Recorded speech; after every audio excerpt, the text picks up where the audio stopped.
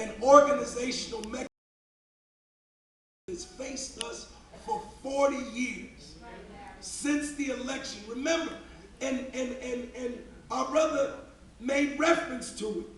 Gibson, Sharp Things, Dennis Westbrook, Donald Tucker, they all came out of what? An organizational process. It was a convention process. Literally days after the rebellion in Newark, there was a Black Power Conference.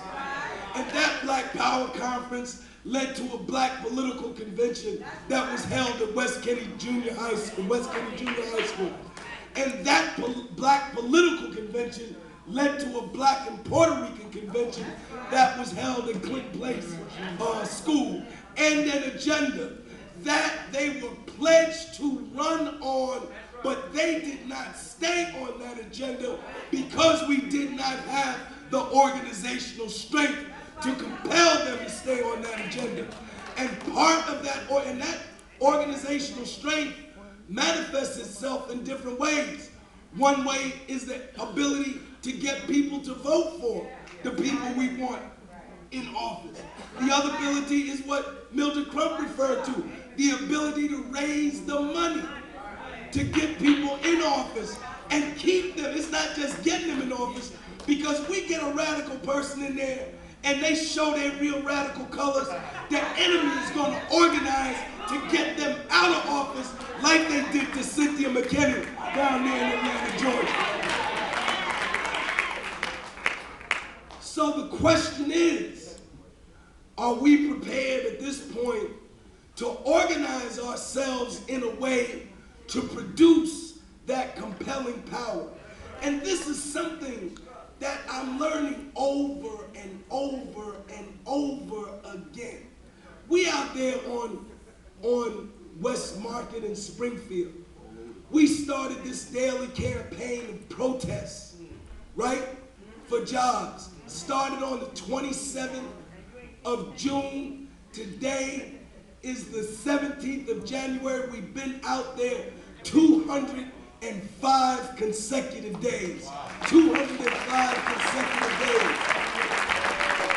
Demanding jobs at a living wage, an end to the wars in Iraq and Afghanistan, and no war with Iran. Protect workers' rights to unionize and collectively bargain. 5-year moratorium on home foreclosure. Universal single-payer health care for all. Stop the privatization of public schools. Affordable college education for our young people and end student debt.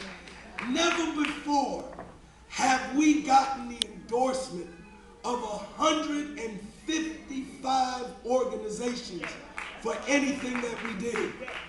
But when it comes time to actually produce, you would think that 155 unions, churches, student organizations, community organizations could produce 10,000 people in the street. With the most we've turned out yet was 200 on December the 6th. This is the weakness. This is the real secret in our community. We have churches that have thousands of members, unions that have thousands of members, community organizations, sororities, fraternities, Masons. But when it comes time to confront power, the people are not there. And this is the question. This is the question that Dr. King raises in chaos or community. Because you can wish for the world. We can wish for a socialist society. We can wish for a Pan-Africanist society. We can wish for we can wish for everything. Do we have the power to bring it into being? And are we willing to do that?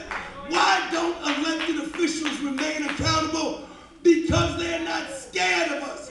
They know that they can get us to the ballot box, but they know that we can't do a recall on them. They know that we can't raise the money.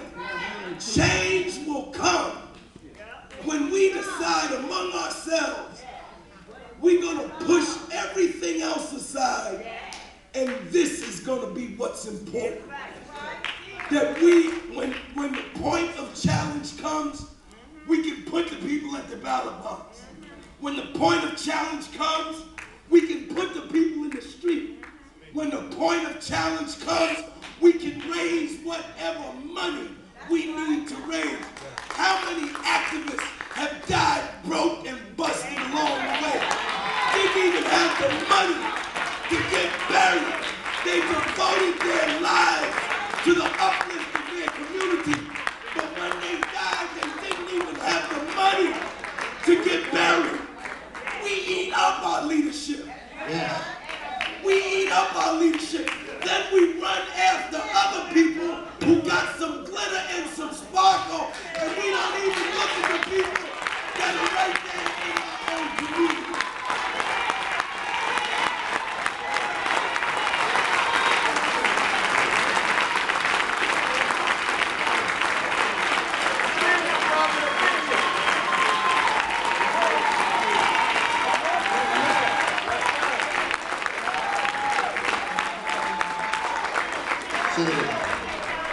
Senator Rice, before you go, I just want to acknowledge. I thought I saw Dr. Leonard Jeffries in the audience. Right here. Dr. Leonard Jeffries. And I think his wife is with him. Is that yes?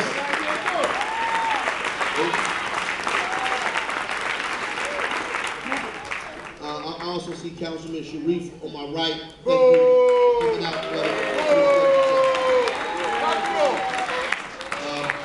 Senator Rice, go ahead, and then Mikey, close us out. Yeah, let me try to get through that. I don't think that anyone would put it any better than Larry Hamm just put it. And that's been the frustration. We say it differently, but there's still some of us who are committed to taking the criticism, taking the heat, and trying to get this right, but it's not enough of us. Councilman, I want to go back to the issue that really was raised and the question that went to Dr. Howard, that when it got passed on, we got away from the spiritual side of that question. Now, to me, someone mentioned the word criticism here. To me, there's nothing wrong with criticizing. We're going to have to go back and take a look. I came to Newark, New Jersey, January 1955, the second week. And the reason I always remind people of that date, because Junius Williams, who happened to be here, and I are both from Richmond, Virginia. And I remember schoolhouses with only 4 rooms, and many times cold, segregated. But in 1954 was Brown versus Board of Education.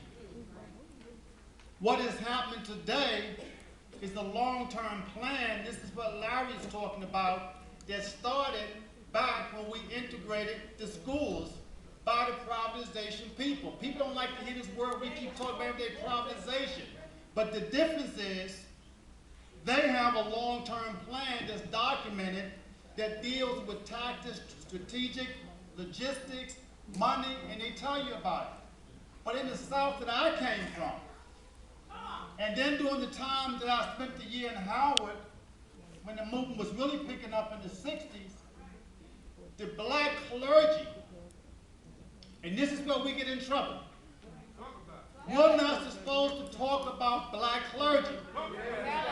And I have a problem with that, because the black clergy came together in their majority, recognizing that the only place that African Americans, that black folk had to go to keep faith and to organize and to plan and to try to protect our families and our rights was in the church.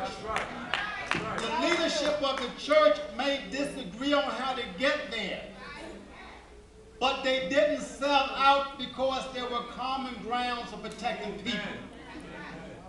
What I found today, and I want the few that said, and I don't mean to offend some clergy members, but the reality is that the clergy will quote the scripture to their congregations to put black elected officials down when we don't agree on issues that we know are important to our people, and they're not standing up. When you go to Trenton, and every time you turn around, or in Essex County where you live, there's always political response by white elected officials to the same 1 or 2 clergy members as though the rest of our spiritual leaders don't exist. Now that's intentional. And when you talk about people under the collar who would debate issues that's impacting us negatively because some are actually being paid to debate that, you're not supposed to say anything. And I come from a school and I always say, I pray I don't go to hell, Reverend. But that's why I have to go. We cannot allow the collar to be the shield for some of those individuals who are doing as much harm to us as the elected officials. What's this I'm being honest about that. And their parishioners, they know that we have respect for our clergy. But what they need to realize is that a lot of us, not me personally, but a lot of our people are losing respect for them. And we've got to find a way, Raz, to pull clergy back together. And that's what Dr. Howard's working on. Even within the clergy ranks, like politicians, they'll divide and they fight each other on personal issues, not spiritual issues. And so that needs to be said, because if in fact we're going to get to where Larry was talking about the people power, then we have to rely on our spiritual leaders. And finally, I remember when Dr. Howard first came here, we had this conversation, but I had it with other ministers too. Every time black elected officials stand up before some of them get weak to do the right thing, the governor will quietly call our spiritual leaders and tell them what we are doing wrong according to them. Then they in turn want to come and tell us what to do. Unlike Dr. Howard, who asks what's going on, because there are 2 sides. But guess what? There's not one black elected official I know that can call the archdiocese, my seniors, and pastors who can get a phone call. And that's the reality that people don't want to hear. And so there is work to be done. And at my age, I don't mind people criticizing me, including spiritual leaders, including black folks, etc. There are some things that some of us are trying to do right, and we're getting frustrated. Not frustrated working for our people, but we're getting frustrated because our people won't wake up and get off their duffies and support us. There were times we mobilized. The first black mayor of Pennsylvania, Wilson Good, was elected because black folks in Newark and elsewhere got on buses to go help. Money don't vote.